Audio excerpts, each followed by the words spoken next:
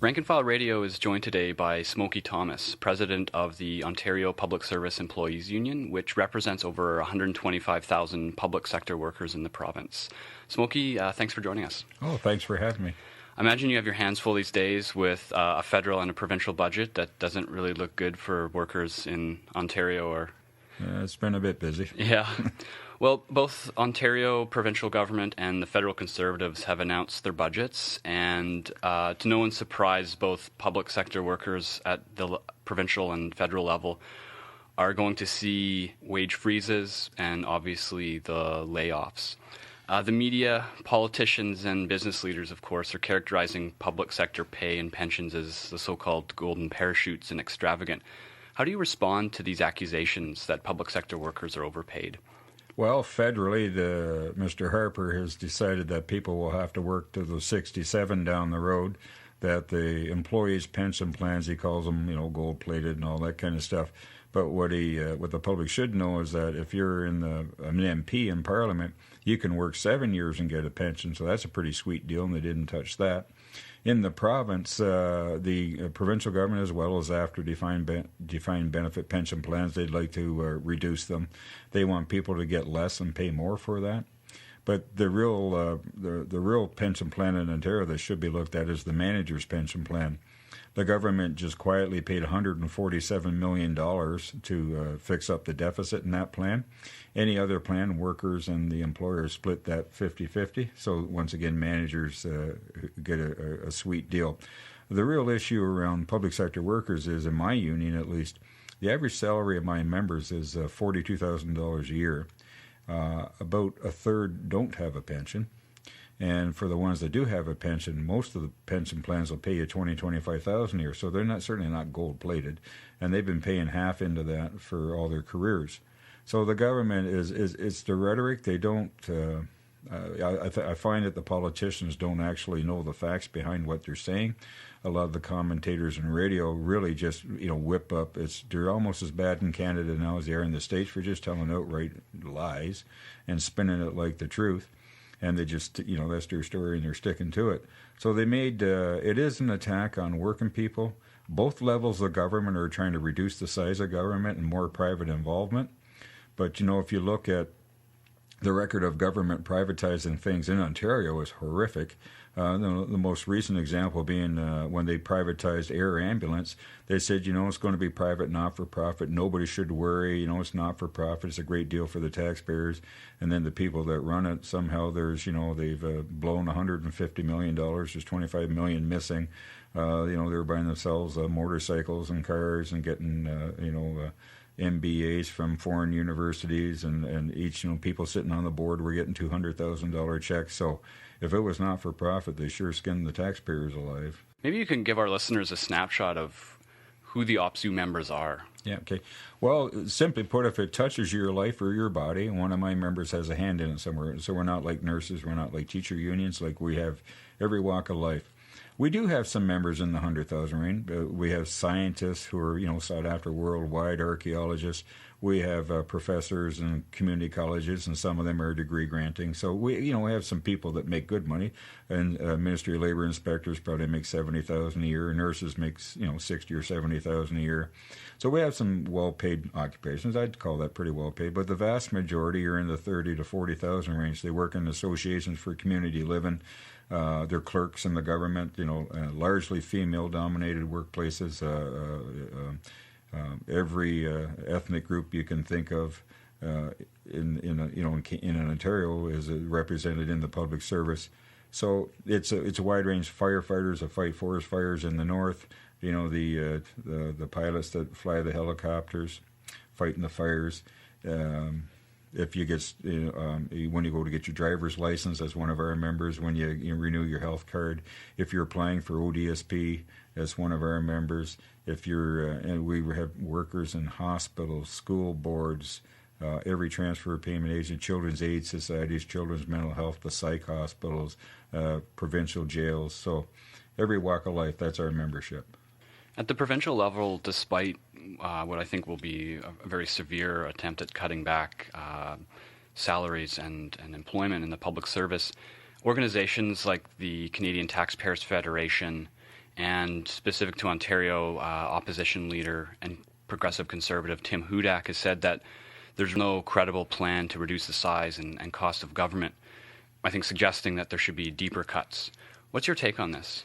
Well, Ontario has the lowest cost public service in all of Canada.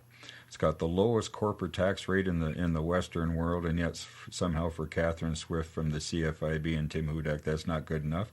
I would submit that they simply don't know what they're talking about. I've been on talk shows with Catherine Swift before, and really when you challenge her, they don't have an answer, so they just attack you. And their thing is it's all about the private sector, and they really don't care if the private sector can do it more cheaply or do it better, which, by the way, is not the case. They can't and never have and probably never will. So I asked Catherine Swift one time, I said, Catherine, explain this to me. You want all the workers to be poor but all the consumers to be rich. Isn't that the same group of people, Catherine? And she just kind of stomped off in a huff. So, and Tim Hood, I've met Tim. He does. They don't. What they do is they're like the right wing commentators, right? When you get on these talk shows, once they can't answer a question, I've been on with the guy from C.D. Howe Institute in Lang and O'Leary. They just attack you on your pensions. Well, you got these gold plated pensions, and when you explain it to them, they don't have an answer. And the greatest one of all for any union activist or any citizen, any voter, to any taxpayer to ask is, prove to me that corporate tax cuts create jobs. Prove to me that privatizing public services saves money. And say, show me proof, because guess what? There is no proof because it doesn't. So, Don Drummond, who is a former chief economist at TD Bank, our listeners know, as we've reported several times, on the commission that he headed and the report that was published, which is now being used really as ammunition by I'd say the Liberals as well as the Conservatives at the provincial level to justify these cuts. What's your take on the Drummond Report and this economist's take on how healthcare, for instance, and public services should be transformed and rationalized? Well, I've been employed in the public service since 1971. That Drummond Report was just simply a collection of ideas that have been kicking around, in some cases, 25 years. There were bad ideas 25 years ago. There's still bad ideas today, and it really is a collection of ideas. When you really study that report, he doesn't connect the dots. He doesn't have a plan. He's just saying, you know what I mean? There's no real follow-through. He did not look at revenue. Don Drummond does not understand how the public service works. I met him. My union met him. Most unions did. We had an hour with him. I annoyed him and took an hour and 20 minutes. And he simply doesn't understand. He had a team of people with him that, some managers from the CAMH in Toronto and different ministries, and they really don't understand the public service. And on healthcare, he really's got it all wrong. The Ontario Health Coalition's got it all right. But they met with Don, and Natalie found the same kind of thing, is that he really was just stabbing in the dark. So, and I'd say to the citizens of Ontario, when was the last time a banker ever got to decide, how the public service is delivered? I mean, that's the biggest insult to Ontarians that I've seen in a long, long time. And I must say, I believe he was probably well-intentioned. Do you know what I mean? I met him. He didn't strike me as being a particularly vicious man or anything. But he did the job that he was told to do, asked to do, and as misguided as it was. So I don't fault Don Drummond. I don't want to vilify him or anything else. But he's an economist. What would he know about providing nursing care, or performing a surgery, or working with someone with mental health issues, or being in a correctional facility, trying to de-escalate a situation with a violent inmate? He just, or in a lab looking at, oh my goodness, there's a disease. We found the person's cancer, right? He wouldn't know anything about that stuff, right? McGinty in Ontario has a very tricky job now. He has to make sure that the budget passes. That's one thing to make the proposals. And he holds a minority government. Is the NDP going to vote in favor of the budget? Well, I don't have a crystal ball, but I think here's what I would say to the NDP leader, and I have had conversations with her, just so you know, but what I hope she does is go in and extract as much out of the Liberals as she can for the bottom 5% of a society in Ontario, and extract as much for people who have lost their jobs, more assistance in the job, finding new jobs, adjustment centers, right, and adjustment committees in places where they're downsizing. She's made it clear to me, and she said this publicly, that if there is no movement at all, they are very seriously considering bringing the government down. She has met. I've met with her. Wayne Fraser and I met with her together from the steelworkers. We met with some caucus members and Andrea, and we've pledged to do all we can. My union's nonpartisan, but in this fight, she's the only one fighting the fight for the average citizen. So we would back her that way. I don't know, if I was to make a prediction, I would predict that the Liberals will back up and give them enough to support the budget. But if I think that working people and other groups in Ontario would certainly be able to raise enough money if she had to fight an election. The real issue is they're all in debt from the last election. The Tories are in more debt than anybody. Figure this one out. Dalton McGinty has a dinner. They raised $2.5 million at this dinner. You have to pay $1,500. Now, what that buys you is you rub elbows with all the Liberal politicians, and that's almost as bad as the lobbying in the States. How they raise money. So, but the Liberals still have a debt, and I mean they're going down in the polls. The Tories are tanking in the polls. The NDP are coming up. So, I think that at the end of the day, I hope personally that she can avoid an election, but still get something out of them for working people. What is OPSEU planning on doing to oppose the cuts if they are approved in the budget? Well, we ran since Drummond was not looking at the revenue side or looking at quality public services, we partnered with the Canadian Foundation for Quality Public Services. Judy Washalise-Lee, she was an NDP MP out of Manitoba, and she spent quite a while on the Hill, and she sits on the board of the foundation. So we partnered with them. And we ran in 12 cities. We ran our own commission hearings and town halls and submissions, some very good submissions out of Queens, the academic community at Queens. That report's now being translated. It will be released, I'm hoping, April 11th, April 12th. And we're going to mail that to everybody that took part, everybody that made a submission, everybody that left us an email address will get that report. It's also going to be delivered to every MPP in the province. And very well. We're distributing 5,000 copies of the report first pass, and so there's 16. I've seen the report personally. There's some very, very good recommendations in there for the government to follow. Whether they do or they don't, I wouldn't hold my breath waiting on them to do anything good. But anyway, so we're fighting from that front. So that's what I said earlier: truth and truth will prevail, and good ideas and common sense should prevail. It'd be nice to, we can use that now that the Tories have been gone for a long time. But so that's coming out. But we're also fighting back. We did our own analysis of the provincial budget, released it, sent it to all MPPs.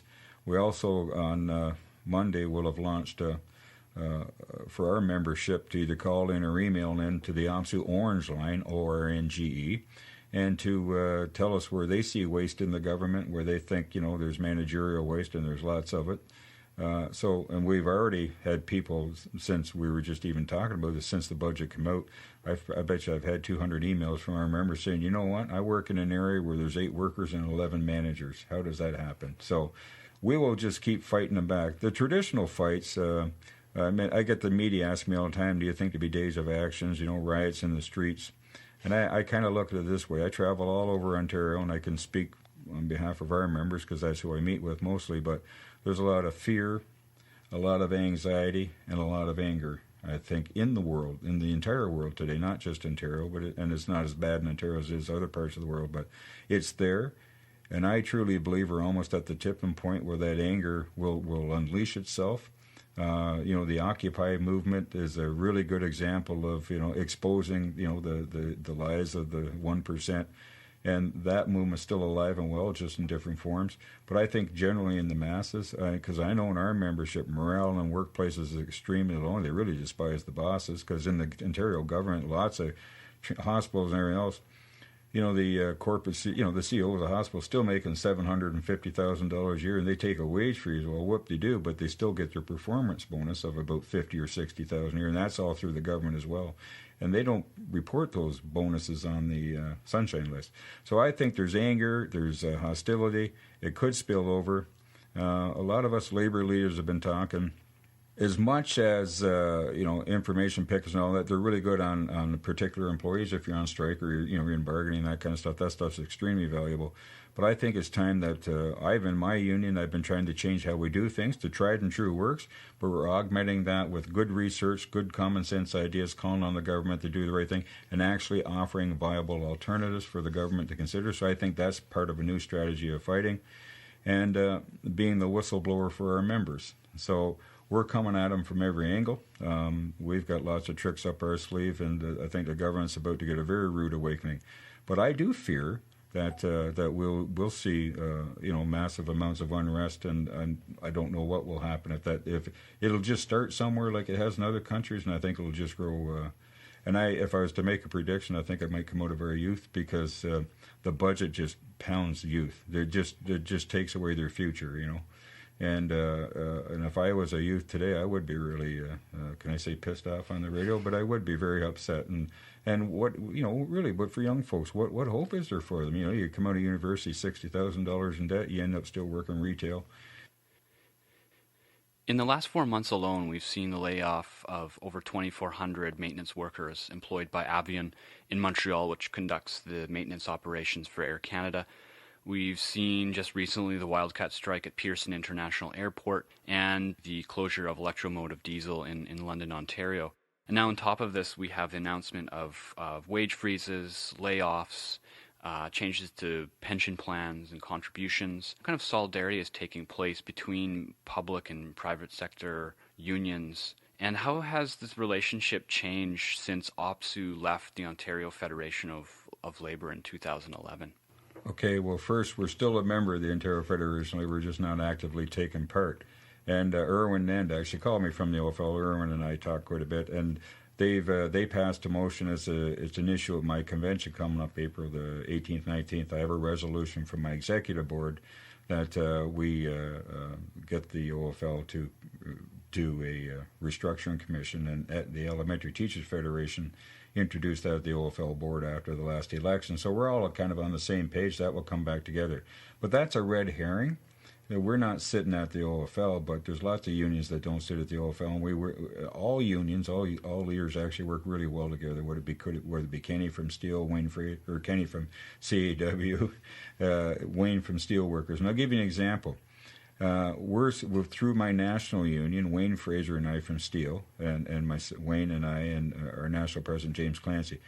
We're setting up what we're calling for is a modern industrial strategy for Canada and Ontario. Wayne and I wrote a letter. We bought an ad and put it in the Star, the Globe, and the Sun before the budget. Calling on the government of Ontario to bring labor, business, government, community, academic, everybody together to come up with a modern industrial strategy. Why don't we make stuff in Ontario anymore? Here's the real partnership.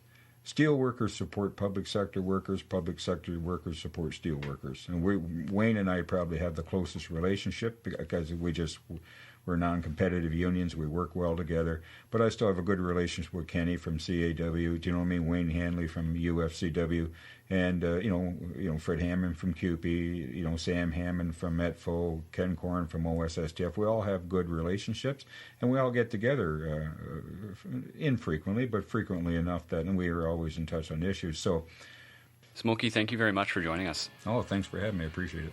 You were listening to Rank and File Radio's interview with Smokey Thomas, president of OPSEU, the Ontario Public Service Employees Union.